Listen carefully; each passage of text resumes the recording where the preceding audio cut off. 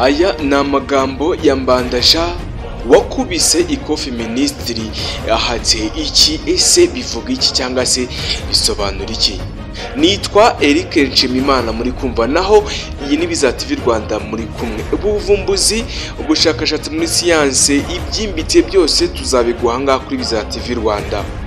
Wowe komeza kuri subscribe kandi ukoreshe amaze ibiganiro byacu bya Biza TV Rwanda bikugereho umunsi ku munsi. Tugiye kuvuga kuri uyu mugabo ukomeje kuvuga amagambo menshi kandi agatuma imbuga nkoranyambaga hirya no hino zitandukanye zandika byinshi bitangaje cyangwa se byinshi bikomeye kuri uyu mugabo yitwa Mbandasha. Uri mu karere k'Iburasirazuba cyangwa se mu karere k'ibiyaga bigari cyangwa se uri muri za Central Africa, nawe uri mu ntara y'uburengerazuba bw'u Rwanda cyangwa se Afrika y'Iburasirazuba ndetse n'iyo hagati, South Africa, Afrika y'uburengerazuba, Afrika y'amajyaruguru, mwese mbahaye ikaze kuri Biza TV Rwanda. Ari umudepite yigeze gukubita Minisitiri ikofi, ndabizi neza ko yamukubise nari mpari. Yari umuntu kuva kera iyo wavugaga ikintu yabanzaga kwerekana ko atari cyo. Ubu ni umwe mu babanye na Mbandasha mu nteko ishinga amategeko nyuma ya Jenoside yakorewe Abatutsi hagati y'umwaka w'igihumbi kimwe magana cyenda mirongo icyenda na kane n'umwaka w'igihumbi kimwe magana cyenda mirongo icyenda n'icyenda. Mbandasha Daniel w'imyaka 71 muri iyi minsi ari kugarukwaho cyane nyuma y'amagambo yavuze ko adashobora kuvuga ko mu Rwanda habaye Jenoside yakorewe Abatutsi mu mwaka w'igihumbi kimwe magana cyenda mirongo icyenda na kane, kandi ko abarimo Matayo Ngiromatsi wari uyoboye MRND, ishyaka ryabarizwagamo urubyiruko rw'interahamwe, wahamijwe ibyaha bya Jenoside yakorewe Abatutsi agakatirwa igifungo cya burundu, ari umuntu w'imfura.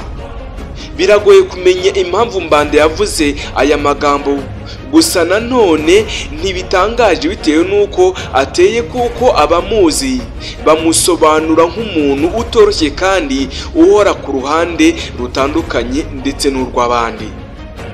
Ubishaka areba ikiganiro yahaye abanyamakuru muri Gicurasi mwaka wa 2024 ubwo yatangaga kandidatire ku mwanya w'umukuru w'igihugu, bamubaza iki agasubiza ikindi. Muri make iyo mubazaga ikintu runaka yasubizaga ikindi gitandukanye n'icyo weho wifuza kumva. Mbanda yabaye umudepite mu nteko ishinga amategeko y'u Rwanda y'inziracyuho nyuma ya Jenoside yakorewe Abatutsi mu mwaka w'igihumbi kimwe magana cyenda mirongo icyenda na kane. Yamazemo imyaka 5 yose kugeza mu mwaka w'igihumbi kimwe magana cyenda mirongo icyenda n'icyenda. Nyuma yaho kandi aza gufungwa igihe gito. Mu mwaka kandi wa 2017 yaganiriye n'itangazamakuru nk'igihe .com, avuga ko yarokotse Jenoside yakorewe Abatutsi ari kumwe na barumuna be we gusa mu muryango mugari w'abantu 10 biwabo.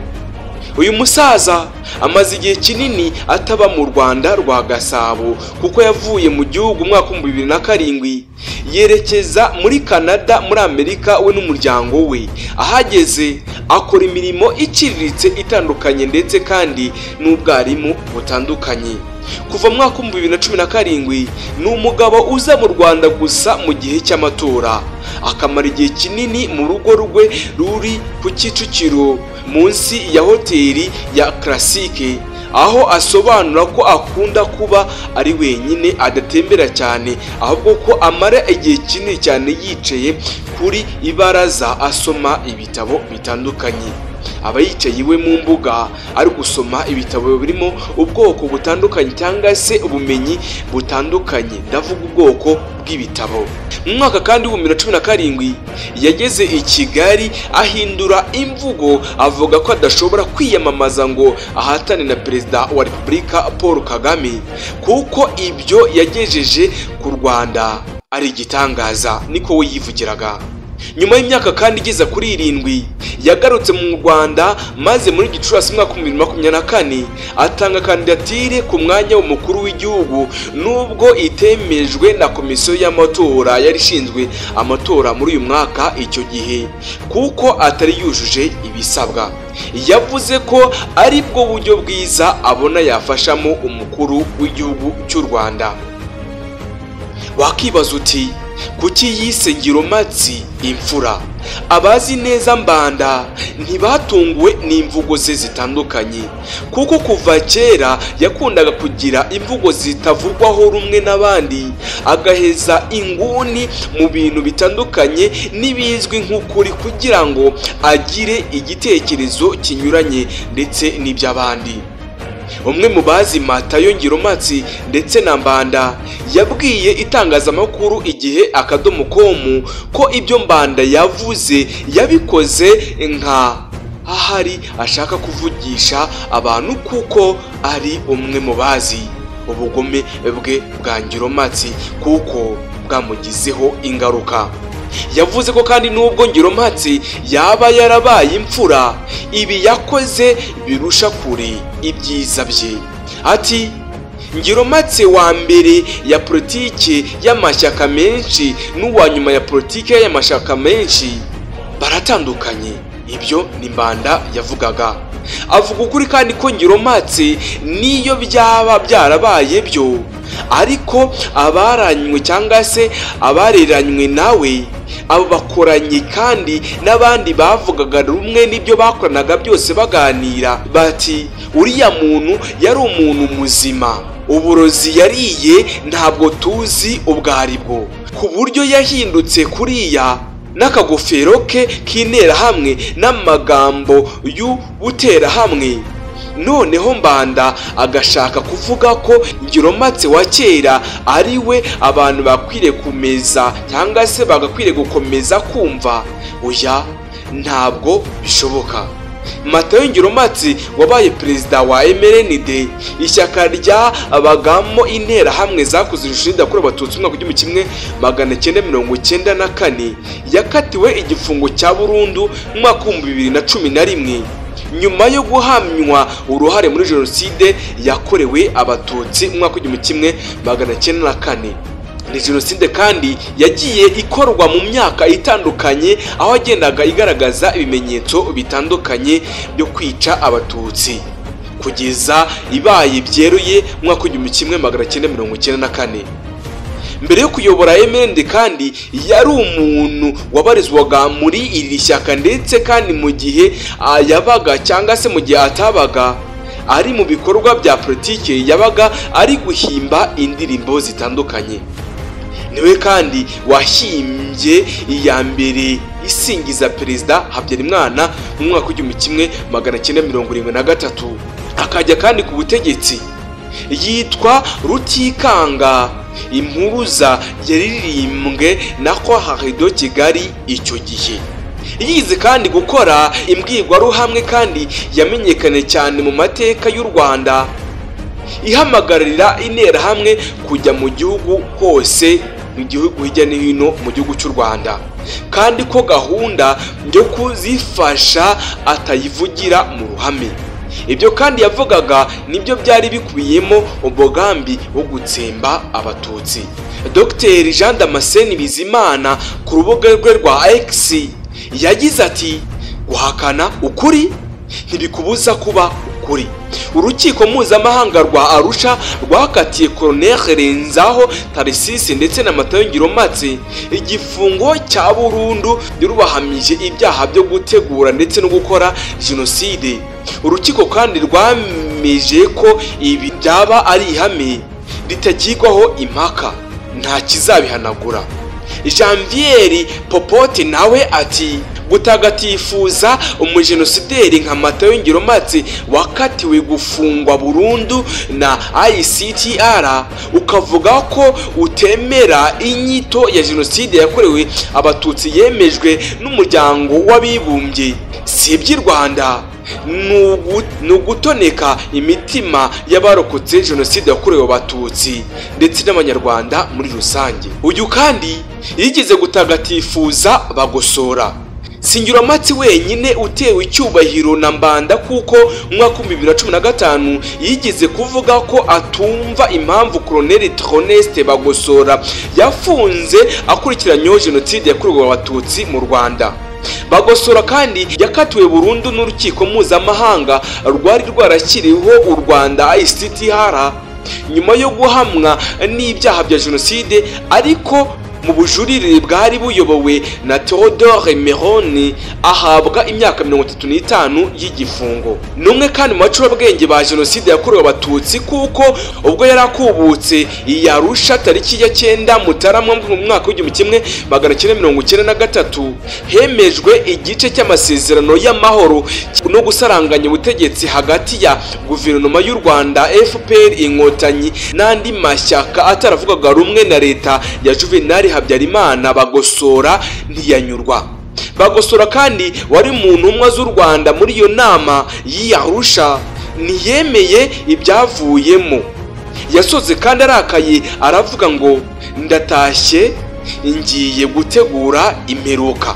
Yakoresheje ijambo ry'igifaransa ryitwa apocryste. Kimwe mu byo kandi ayo masezerano yemeje byababaje Bagosora nuko ishyaka rya MND ryari ryahawe imyanya 5 y'abaminisitiri muri minisiteri 21 zagombaga kuba izigize guverinoma y'inzibacyuho n'imyanya 11 mu badepite 70 bari bateganyijwe mu nteko ishinga amategeko nayo y'inzibacyuho. Bagosora kandi niyemeraga na busa iri saranganya ry'ubutegetsi kuko yabonaga ko MND yahawe imyanya mike. Ikibazo kandi yagishize ku wari minisitiri w'ububanyi n'amahanga w'u Rwanda Boniface Ngurinzira, amushinza kandi kugurisha igihugu. Ibyo kandi birego byatumye MND imuhimba izina ngurisha igihugu. Yafunze umwaka w'2000 amara amezi 20 muri gereza. Muri Nyakanga mwaka w'2000 Mbanda yafunzwe by'agateganyo amara amezi 20 yose muri gereza, ubwo yari akurikiranyweho ibyaha by'ubwambuzi no kunyereza umutungo w'igihugu. Ageze muri gereza yandikiye urukiko rw'ikirenga asaba gufungirwa ahandi ngo kuko afunganywe n'abantu bishe umuryango we muri jenoside yakorewe abatutsi mu mwaka w'1994, bityo ko yumva adatekanye. Usibye politike, Mbanda yabaye mu babitsi no muri siporo kuko numwe mu bacuruzi bari bafite taxi bibumbiye muri societe yitwa Aprotamu. Bakoraga ubucuruzi bw'ibikoresho by'ibyuma by'imodoka ndetse n'ibindi. Muri siporo kandi azwiho ko yigeze kwiyamamariza kuyobora Ferwafa mu mwaka w'2014 ariko agatsindwa. Mbanda kandi yigishije muri Saint Andre Lycée de Kigali na École Islamique yo mu mujyi wa Kigali ndetse no mu seminari ntoya ya Rwisiro. Akibaza uti amagambo ye ahatse iki? Biragoranye kumenya impamvu Mbanda yavuze aya magambo, gusa hari ingingo zimwe zihurizwaho ndetse na benshi bamuzi. Izo zirimo kandi kuba asanzwe ari umuntu ukunda gushaka kugaragaza cyangwa se kugaragara nk'utunganye ndetse n'abandi mu mitekerereze. Niyo mpamvu kandi uzajya kumva ugasanga niba histoire ze zitandukanye mu Kinyarwanda byitwa amateka, we avuga ko ibyo atari byo, ahubwo ari ibyabaye, naho amateka akaba amwe y'amabwiriza yemeza agomba gukurikizwa.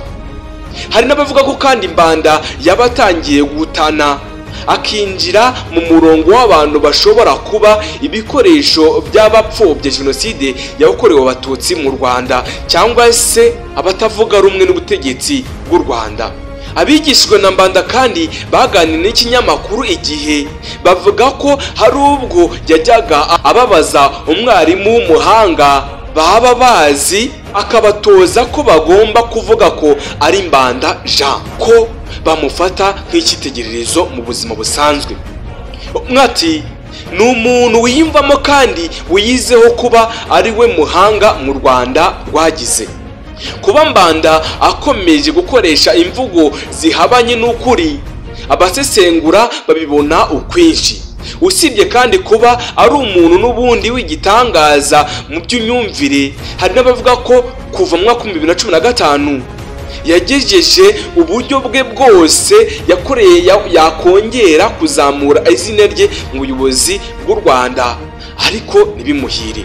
Ibyo kandi yabikoze ashaka kwinjira muri siporo no muri politike hose ntibyamuhira. Abandi basobanura ko nyuma y'uko kudahirwa yaba yarahisemo umurongo wo gusenya bimwe byatura tugabane niwanga bimeneke, akajya kandi mu byo guharabika u Rwanda ndetse n'abayobozi barwo, akarenga imbibi aho ageze ku gutera icyuhagiro abakoze jenoside yakorewe abatutsi mu mwaka w'1994 mu Rwanda.